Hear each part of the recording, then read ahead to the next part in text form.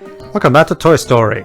While Woody looks for Andy, Buzz spots a claw machine. He mistakes it for a spaceship that can take him back to Sector 4 and jumps into it. Woody, knowing he can't face the other toys without Buzz, dives into the machine after him.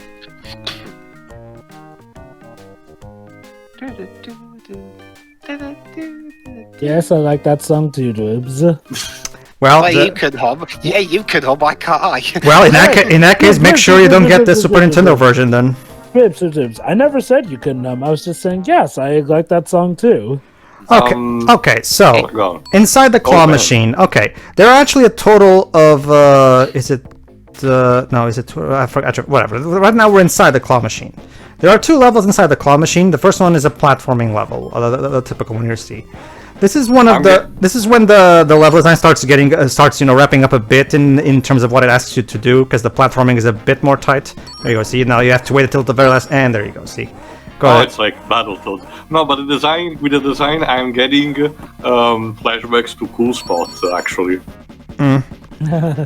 Because of the trippy background. More like, no, the fact, I remember one of the levels of Cool Spot, you being inside one of these machines of some kind. Yeah. So yeah, we're inside the claw machine, and apparently there's a shit ton of coins being circulated all over Quartz machine. Okay. What is this Kadash people are dumping over money? I have never had a claw machine. I never actually saw the inside of a claw machine, but I do have, but here on my restaurant we do have a tobacco selling machine that for people who want it. It's not allowed. They're not allowed to smoke in there, but they can buy it if they want to for using outside if they want to. The point is, when you actually open the tobacco machine, all the money is stored in a specific box that's all the coins so that you can then pick up all the money. But this claw machine doesn't apparently work like that. Apparently, there's coins going up and down all the time in this. What kind of claw machine is this? Not only that, but I know that we're supposed to be toy-sized, but this must be a gigantic machine for it to have this much stuff going on in it. Who designed this? Called You make the Sonic joke, and some of these platforming segments remind me of Chemical Plant. Look at that! Look at infinite coins! Infinite coins dropping from that bit. Again. I think Tio may have a point, though. Maybe this game is connected to Kadash and people are pretty much emptying their life savings all their quarters into it.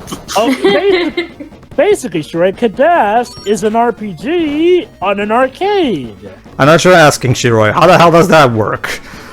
In short, the short answer is it doesn't. Does it? It does. Yeah. Okay.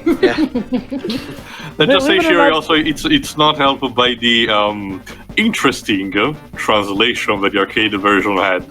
Okay, basically, to give you an idea, Shiroi, at the end when you save the princess, she's supposed to say to you, "Hey, thank you for everything," or "Thank you for your efforts," or something along those lines.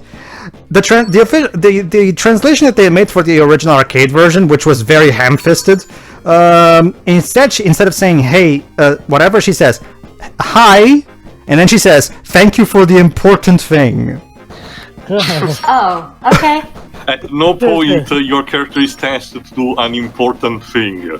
Well, technically we are at the beginning. I mean, in that literal way.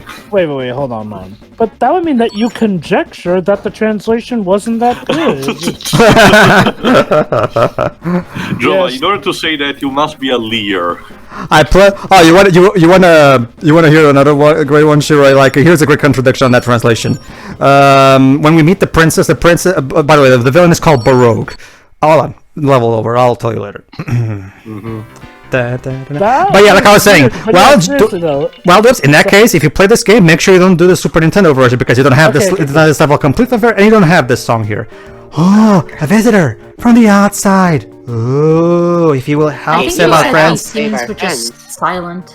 Trapped inside the machine, we will reward you by taking to see the claw. Oh boy. So, I'm curious though, was this game made after Sonic 2? Because the inside of that machine seems very much like Chemical Plant. This game came out in 1995, so the answer you're looking for is yes. So probably an homage. So yeah, keep in mind, the previous level is called Inside the Claw Machine. This level is called Really Inside the Claw Machine. And guys, look at that. Welcome to Wolfenstein, I guess. As a tribute to Wolfenstein and Doom, Travelers decided to add in a 3D Doom-like stage where you're trying to help all of the aliens that got stuck inside the depths of the claw machine back into the primary part where they're all supposed to be.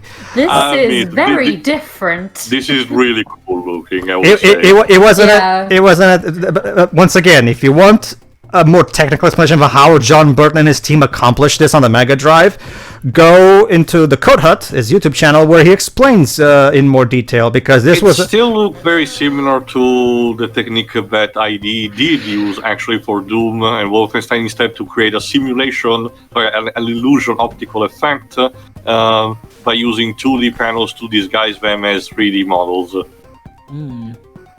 But yeah, I will actually look to that video as well. Now this is a pretty great homage. Yeah, I don't understand why the aliens now have a purple suit which instead makes of a blue one. which makes this game a technical showcase for the Mega Drive, because this is definitely this is definitely pushing the Mega Drive to the limit. So yeah, good job, John. Yeah, well done. Hello. Oh yeah. So why are they having purple suits instead of the blue ones? Well, it actually, sometimes varies that they I have think it purple might just blue. be the not lighting, but it's don't they all? Oh, yeah, that's true. That's supposed to be. My guess is Teo color limitations on the Mega Drive. I don't know. Like, there's only so much we can do, I guess. Maybe they didn't quite get what colors it, or maybe they were supposed to have purple in an earlier draft of the film. Yeah, I was thinking something like that too. It may be something like Vegeta's red hair in the anime. I admit, I kind of miss that, to look for Vegeta. Like, Does he get that as a palette swap color for some of the video games? Well, Javon, maybe his Super Saiyan God form can be kind of counted as a throwback to that, I guess. But anyway, we are done. Don't you see, guys? Vegeta discovered Super Saiyan God before anyone else did, but he forgot about it on his way to planet Earth. Of course. Alright, cutscene. Thank you, stranger. For your help, we will take you to the Claw. It decides who will go and who will stay. Shh! The Claw moves. In horror, Woody sees Sid, a kid who's cruel to all his toys, controls the Claw. And he plans on getting Buzz. Oh no. Oh no! Alright. The Claw. Try and stop Sid from picking up Buzz with the Claw. Hint. Keep Buzz safe until Sid has used all his coins up. Okay. Well, I guess he's gonna get him like he does in the movie anyway, so it's pointless. Well, yeah, true, but I do appreciate the creativity in this boss battle, actually. Okay, so here's what it is. Sid is, of course, trying to get Buzz, just like he did in the movie. And every time he does, you have to throw one of the aliens at the Claw to make Buzz fall. Do this until forcing Sid to use another one of his coins, and you can see there on the top. Keep doing this until he runs out of coins, and you win the boss battle. There you go. Which basically are equivalent to an L bar, eh? It's kind of ingenious. It is. I guess it shows the amount of coins that Sid has left to use. Basically, Shiroi, here's an interesting idea. When we get to the princess in Kadash, the villain is called Baroque, by the way, and she tells us this, and I quote, "I will place my faith upon the fact that you will defeat Baroque." And as I said in the playthrough, hold on, princess. If it's a fact, then you don't need to put faith in it, do you? Because you know it's gonna happen! Facts and logic don't care about your feelings. But Pedro, watch out for the awesome monster. Oh yeah, that's it, Shiroi. They're supposed to. There's bits where they're supposed to say "fearsome monster," Shiroi, but the translation says "awesome monster." Basically, I don't know if you have any experience of it, but it's very similar in terms of cheesiness to Pokemon Vietnamese Crystal. So I think my favorite line is, "Please take his revenge from me." Please, you mean please take revenge? That's the one. Please take revenge. Teo even used it as the title for part 2. Might as well. So what's the cable that was around the claw? It's an extra obstacle that hurts you too. Oh, okay. I don't even know what that is. It wasn't in the movie. I guess John thought we needed one more obstacle. I don't know. To be fair, that cable's probably something that the claw protrudes from for power, because, extra electricity. Pizza Planet has fault equipment. You must not fight the will of the claw. All must obey the claw. The claw. It moves again. All right, Wibbs, you be Sid. Okay. Oh boy. Come on, game, get to it. Hop to it. Oh yeah. Sid uses the claw to pick up Buzz. Woody, trying to keep Buzz from being taken, grabs Buzz's legs and before he can let go, is lifted into the air as well. Smiling, Sid moves both toys towards the prize chute.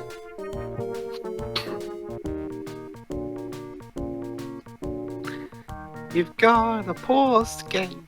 It was... All right, double prizes! A Buzz Lightyear and a stupid cowboy doll, all for a few measly quarters. Sid stuffs his new toys deep into his backpack and with a second evil laugh heads home to play. Let's go I don't home wanna and know. play. Yeah, that's actually one of my favorite lines in the movie. Hold on. Sid closes the door to his bedroom and pulls Woody out of his backpack. Lifting up a large magnifying glass to catch the sun, Sid trains the spot of hot light on Woody's forehead. Where are your rebel friends now? One of my favorite lines in the movie is actually, "Let's go home and play." But anyway, Sid's workbench. Make your way across Sid's desk, but look out for Sid. So yeah, now we have a total of 3 levels in Sid's house. Paul Bunyan with a shotgun. Damn. There you go. Sid's apparently Jova, I didn't knew American history was this hardcore. Like, can you imagine how big Paul Bunyan's gun must have been for a man that long? Something like Cable, probably. So No, yeah. even bigger, because Paul Bunyan was literally the size of a mountain, so... So yeah, Maybe apparently it's Sid's room is always full of fireballs coming from the ground to hit Did you build it in Bowser's Castle? He also has robot spiders, or toy. I'm guessing toy spiders. That he probably made himself. But yeah, a lot of fireballs that I don't know where they are, where they come from, to be honest with you. All right, let's continue. Another toy spider, heavy rock. Heavy rock. Doesn't more like? Would it make more sense to be heavy metal? Whatever. Heavy rock is a possibility, but what you said is true. Heavy metal is more common. Hey, look, spiked yo-yos. Of course, Sid is just that edger. Yes. Basically, this is Sid's MO. Take any toy and just add something that makes it look evil on it. He also has apparently firework shooters. Yes. And let's get this one up. And there we go. Some good use of the... Yeah, the whip pretty much can be used pretty much like the... the whip in Earthworm Jim, where you can, with some good timing, you can balance out and get some extra tokens. So yeah, you can. They probably took inspiration from that for this one. DIY. Yeah, DIY, and the can is called Big Bang. Okay. That makes sense since fireworks. All right. There we go. All right. Generic soda. And a scorpion. Also, to be fair, Jova, I've seen a couple of different fireworks types in my life, but ones in an actual can. Oh. Yeah, sometimes Sid will come in and do this. Whoa. Oh, So yeah, now that was freaky. So yeah, now just like in the movie, now we have to look for the bowl of cereal to douse the fire. The fact that everything that got combined, the music that stopped and then everything freaking out, damn. Mm-hmm. I know, right? A lot of the imagery in this game is actually from something. I remember that point in the movie where Sid kept doing the same thing over and over. John thought it would be an interesting gimmick, I guess. Ah! Oh God! I guess we have to imagine how we would feel if our heads were being burned with a laser like that. I like how him doing this multiple times basically implies he just walks in and out of the room for the sole purpose of burning this toy. That's actually that actually checks out. Yes, that actually will not. Hey, fun It's like fact. he immediately leaves the room clearly after doing this. So he's just coming back and forth to do this. Yes, Jova? Did you guys know that Word of God has confirmed that Sid is in fact the garbage truck man who shows up in Oh yeah, that's pretty. Toy Story 3? Joe, I'm pretty sure that was come from by the skull on his shirt. But anyway, when Sid is called downstairs by his mother, he gives Woody the chance to look around the bedroom for Buzz. What could have happened to him? And unknown to Woody, lurking in the dark shadows, something was watching his every move very closely. Battle of the Mutant. The mutant toys. Buzz is somewhere in Sid's room, and you have to find him. But keep moving and look out for things. The game has run out of things to do. Thing. There's a lot of things in Hey, this look, room game. Scud's bowl. So that's and oh, look at that! It's cola, brand cola. Oh yeah, I also like to drink those in Deadly Premonition as well. So this This is exactly the thing that Cool Spot was trying to prevent. Oh my god, maybe Toy Story is in the same world as Deadly Premonition. It makes so much sense. The toys coming to life wasn't some magical thing, but was actually a part of the demonic forces at hand. Sure. why not? But don't worry, they're good guys, unlike most of the other demonic things brought to life. Sure. Yeah. So yeah, this is a more of a platformy type of level where just basically try your best to get to the top as best as you can by using both your Yeah, I whip. can see it's more vertical. Yeah, it's definitely the most vertical of all the levels. I will see how the whip is a bit frustrating on levels like this because it moves diagonally.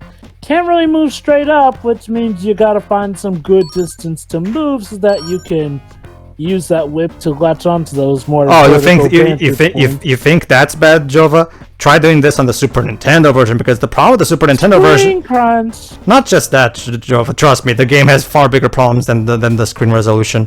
It also has the problem where the whip's collision is unpolished, and boy. as a result, you have to be even extra more precise. So yeah, I can only imagine how much it must be a nightmare to do this level on the Super Nintendo version. Ugh.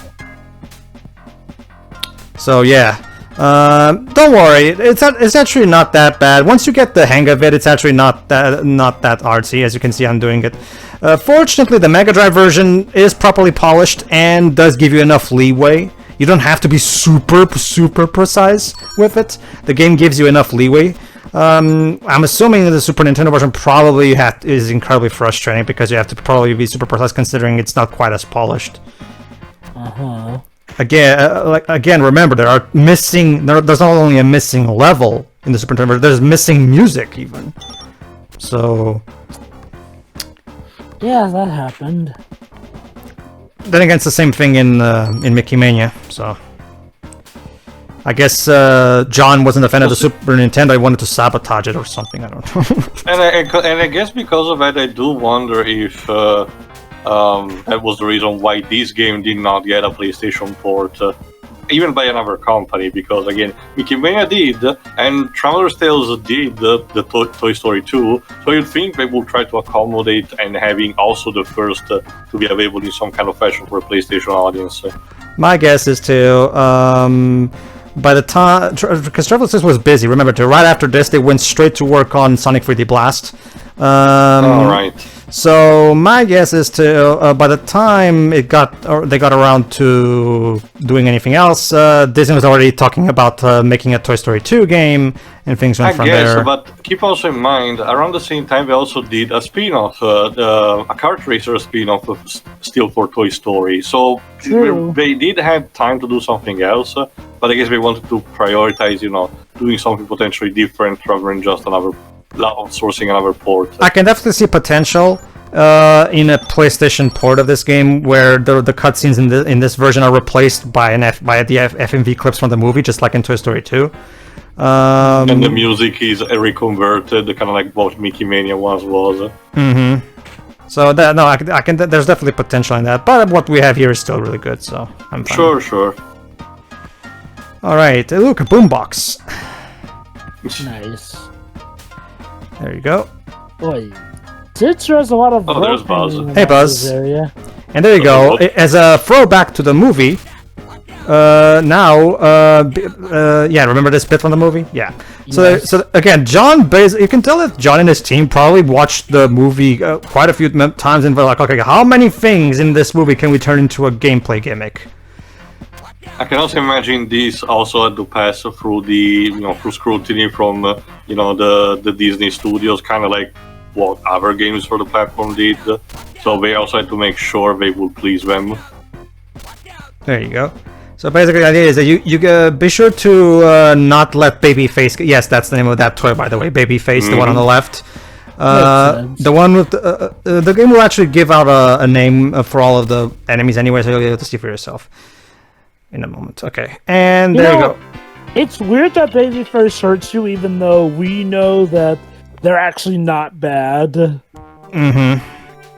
Come on, Buzz. Let's get out of here. Buddy, I'm not really a space ranger. Just a toy. Just a child's toy. Buzz, listen to me. You're not any child's toy. You're Andy's toy. And you're his favorite. Uh-oh. Oh no. See? Sid! With an evil laugh, Sid picks up Buzz and straps a large rocket to his back. There's Houston, we are go for launch. laughing. Sid takes Buzz outside. Even though this is the scene where he can't do it because it's raining, you're using the wrong one. Fuck rain. Woody, with little time to save Buzz, calls out to the mutant toys. Mutant toys? Look, there's a good toy out there, and we need your help. Please. The toys will help, but to get to Buzz, they'll have to face Scud, Sid's dog. The poorly CGI rendered, dated the CGI rendered dog. A very bad... Scud is a very bad doggo. Rollerbob. Use Rollerbob to escape across Sid's house. Oh, watch out for Scud, Sid's pet dog. Border, are you getting tired of telling us what to do in the levels? Seriously. Alright, so Rollerbob is this toy too. You might remember him from the movie. Alright, his name. I knew what he was called that. His name is actually one of the few mutant toys that's actually whose name is actually called out in the movie itself, because he does say Rollerbob and I will wait for your signal. So they even say legs and duck, but they don't specifically call the leader Babyface. But this game apparently gives him the name Babyface, so apparently that's his official name. But yeah, bad doggo, go away. Alright. Jesus, the dog is firing all these fireworks. I don't even know where the hell these rockets are coming from. Like, I say bombs!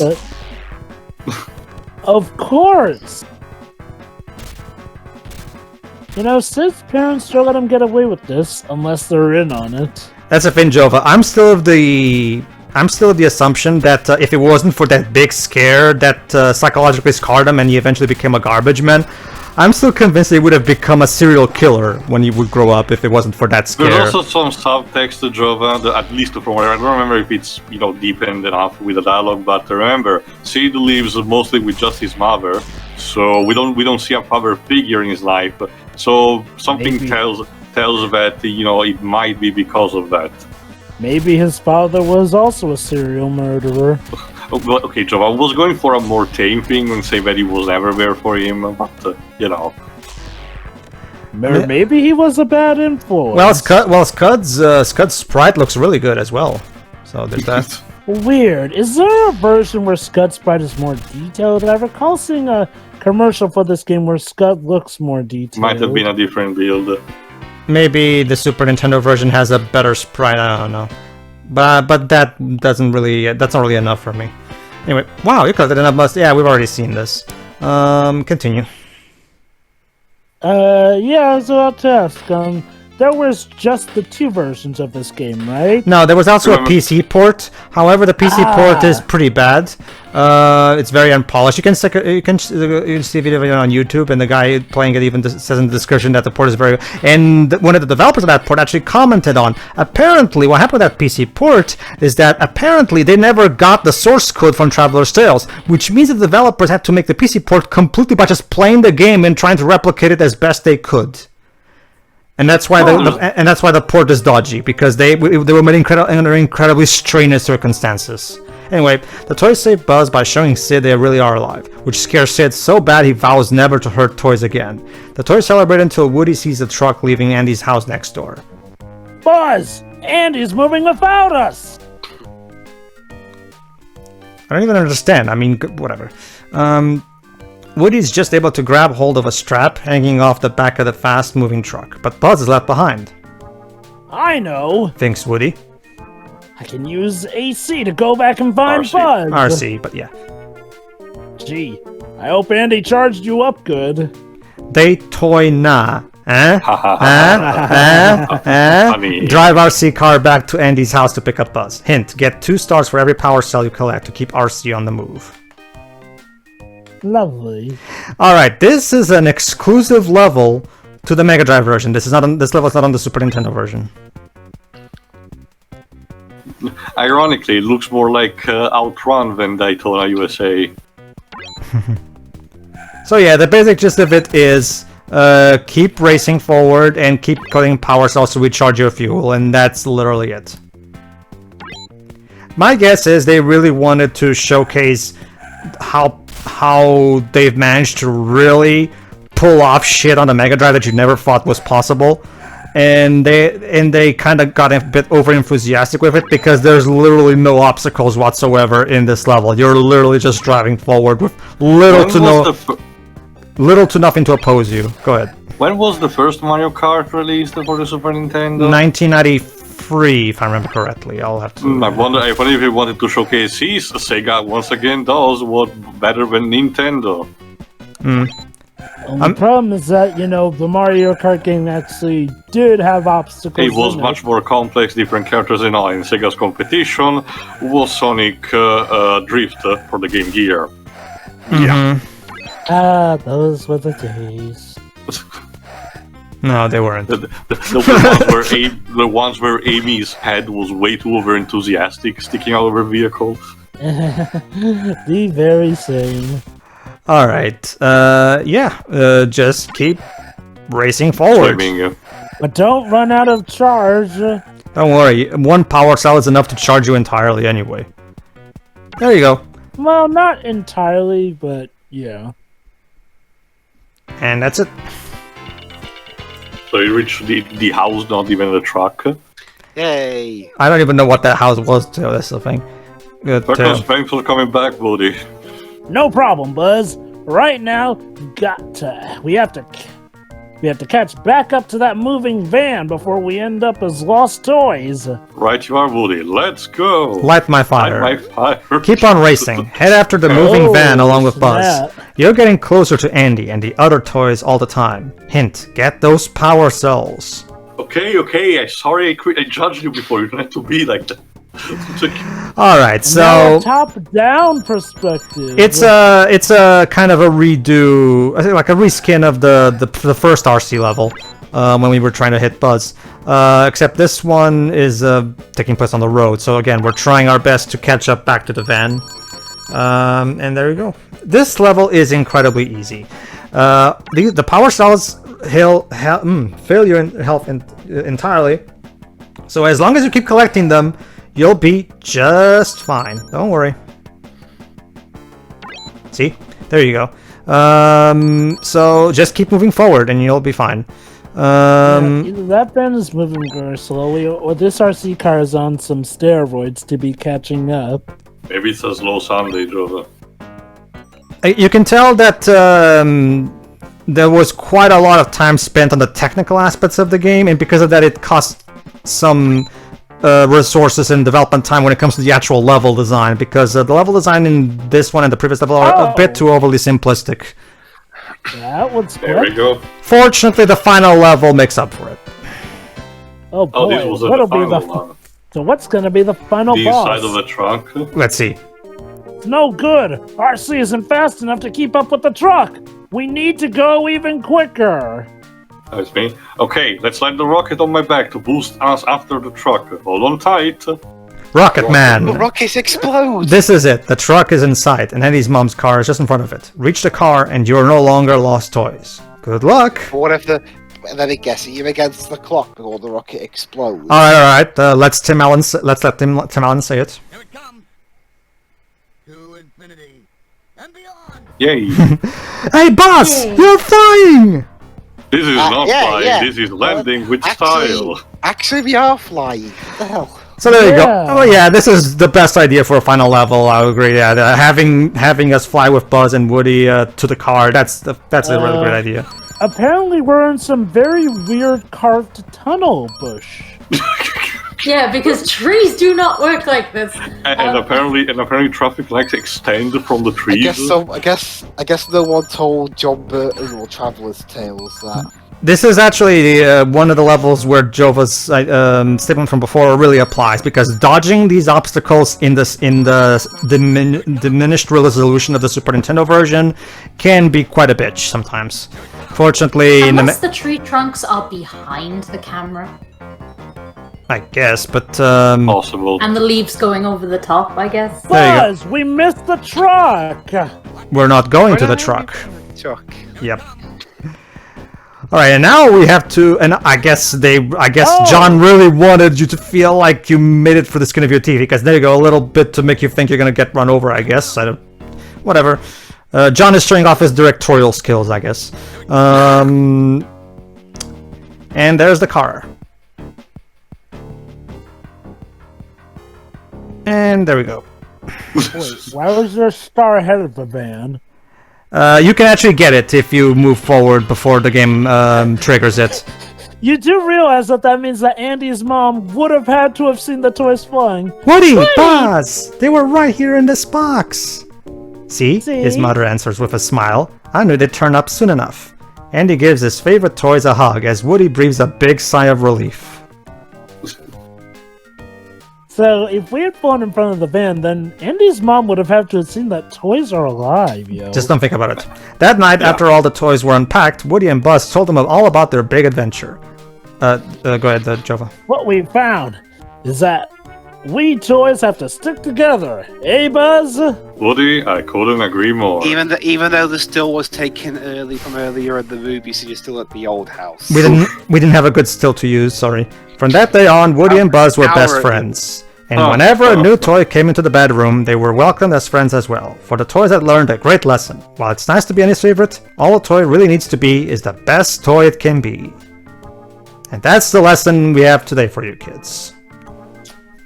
Until Toy Story 4 Now comes go and about. buy our toys. I don't know what you're talking about, Jova. There is no Toy Story 4. But anyway, well done. You have completed Toy Story. Hope you enjoyed it. Thanks for playing. Oh, how nice. No. Oh, but you did it on an easy difficulty. Oh, and by the yeah, Rex. No, don't worry, Jova. This game doesn't tell me to go play on the normal difficulty, dipshit. This game doesn't do that shit. Don't worry. So yeah, this is Rex. Bye. Oh no, it's the name call sheet, right? Rocky Gibraltar. So there you go. If you ever wondered the proper names of some of the toys, this game actually answers that. So, deepest lore. All right. Apparently it's Favorite, named yeah. after a British territory. Ham, of course. We all know this one.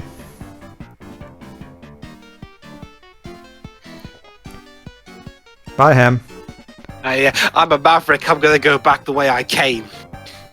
Robot. He's just robot. Just robot. Damn. Well, that's a thing, Teo. This is actually how he's calling in the movie as well, because they actually do. He has a snake robot go to off to work. So yeah, that's his actual name in the movie. So yeah, that's correct. Poor thing. And snake, yeah, robot and snake are just robot and snake. They don't have fancy names. You can live with that, Not to right? think of it, we haven't seen Bo Peep in this game. I mean, oh no, there was a mission with the sheep, I think. Well, to the Toy Story 3 video game, it would fit, but it is. to be fair, Teo, there's not really that many gameplay set pieces where you can really put her in. RC car. I think Bo Peep showed up in like a cutscene. No, I mean, one of the still images. I don't think so, but whatever. Mr. Potato Head. Yes. AKA the biggest douche of a character I've seen in a Pixar. Squeeze Squeeze toy. toy. It's interesting. Still It's purple. interesting to this because John Lasseter's idea for Mr. Potato Head's personality was I think you would be pissed off at everybody as well. Good. Why can't you show us off your bottom half? Rollerball, there you go. Basically, that's according to John Lasseter. His logic was, I think you would be angry at the world as well if your face was constantly falling from you. So apparently that was his logic for Mr. Potato Head's personality. Legs, which is she's actually called Legs in the movie by Woody. So yeah, it's Legs. Rock Mobile. I think he's named in the movie as well. I'll have to watch it again to make sure. But Babyface is never actually named in the movie. But there you go. Now you know what's this robot's name. Babyface, the leader of the toys, because he's actually the one that calls the other one. So I'm assuming he's the leader. Buzz Lightyear, of course. Would he say he's gonna hate walk? Oh, moonwalk! How nice. Well, actually, I think it was just walking in place more than moonwalking. But yeah. Nightmare Buzz.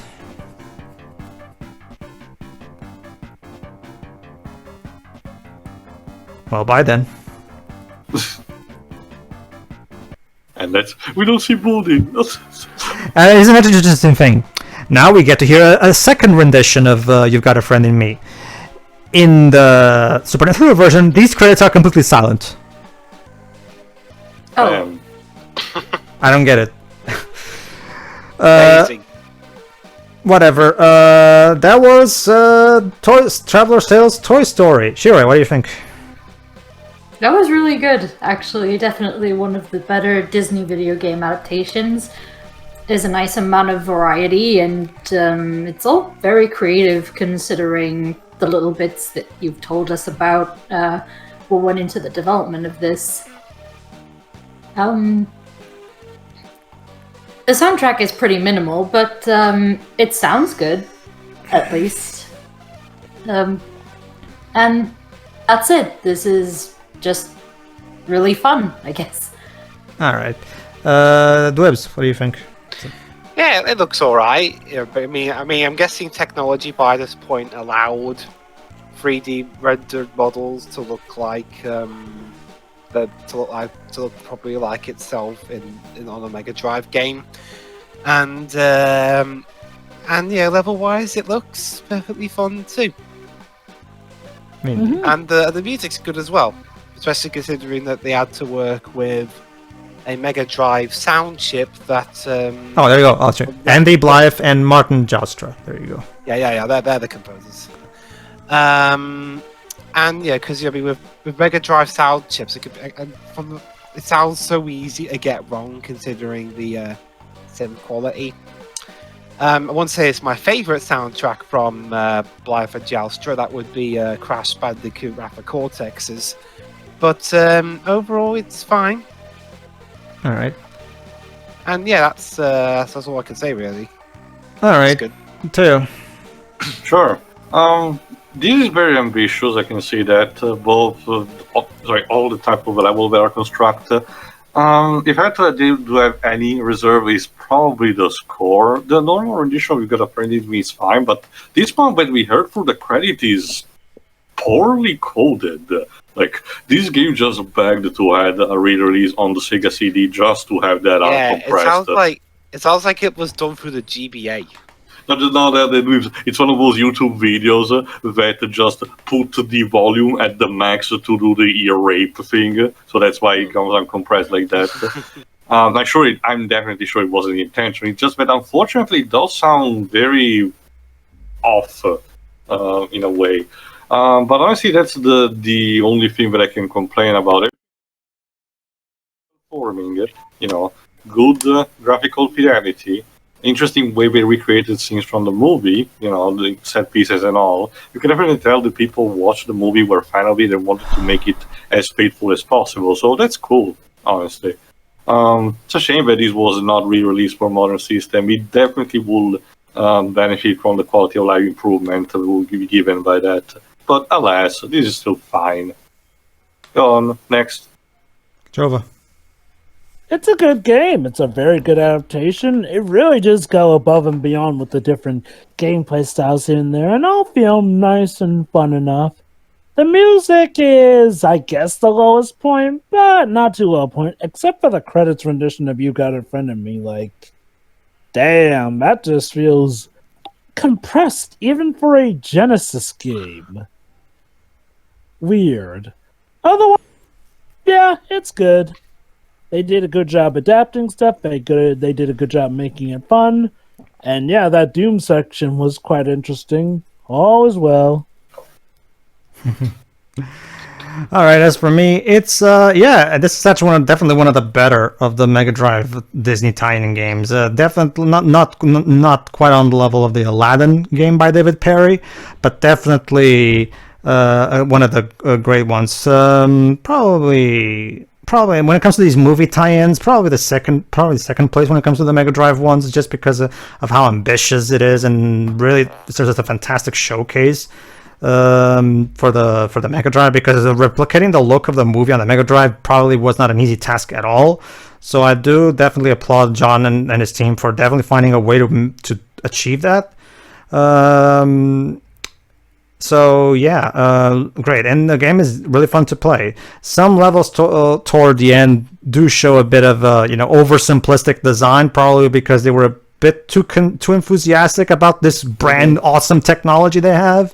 So fortunately, the final level does indeed feel more like a game rather than just a showcase for the graphics. So at the very least, it does manage to end strongly. So yeah, I think the music is really good for the most part. So yeah, it works for me. I just but I will admit, probably it would have been nice if we had ever gotten a PS1 or Sega CD version of this to have. The problem is, by the time 1995 rolled around, the Sega CD was already dead. So the Sega CD, so probably only a PS1 version, and even then, we don't know because if Traveler's Tales was indeed working on Sonic 3D Blast and that Toy Story Racer, probably they didn't have time to do that as well. The thing is, the PlayStation version of Mickey Mania was done by Psygnosis. Psygnosis. I guess they could have potentially done that as well. I don't know. They didn't though, so I guess we're stuck with this one. Only speculation. All right, and that was Toy Story for the Mega Drive. See you for eventually Toy Story 2 on the Dreamcast. Yeah. Yeah.